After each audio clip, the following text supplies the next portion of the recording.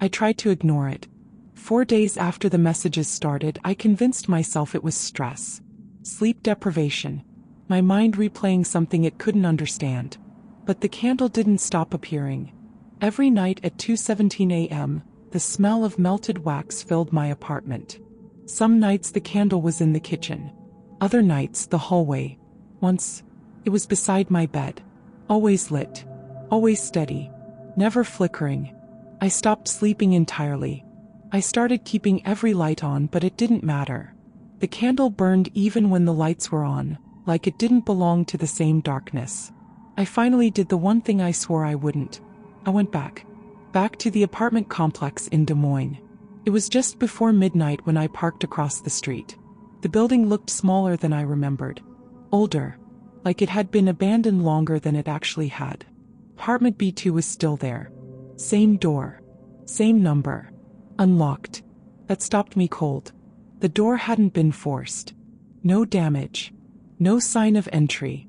It was just open. I don't know why I went inside. Curiosity maybe. Or the feeling that whatever had followed me wasn't going to stop until I did.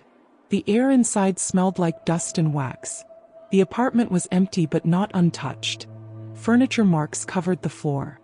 Deep grooves, like something heavy had been dragged back and forth over the same spots again and again. In the center of the living room sat a single candle. Unlit. I stepped closer. That's when I saw the walls. They were covered in markings. Dates. Times.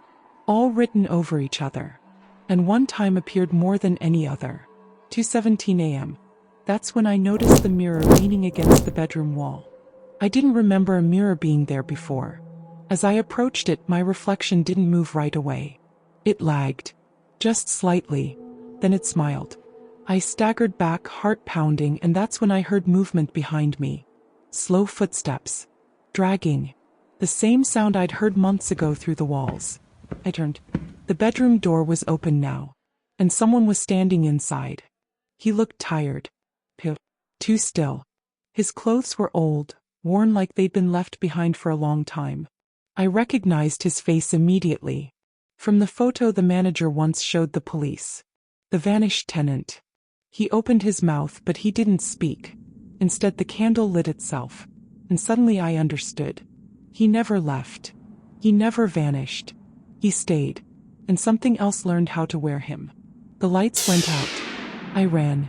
I don't remember getting back to my car. I don't remember driving home. What I do remember is waking up the next morning in my bed. My apartment was quiet. No smell. No candle. For the first time in weeks, everything felt normal.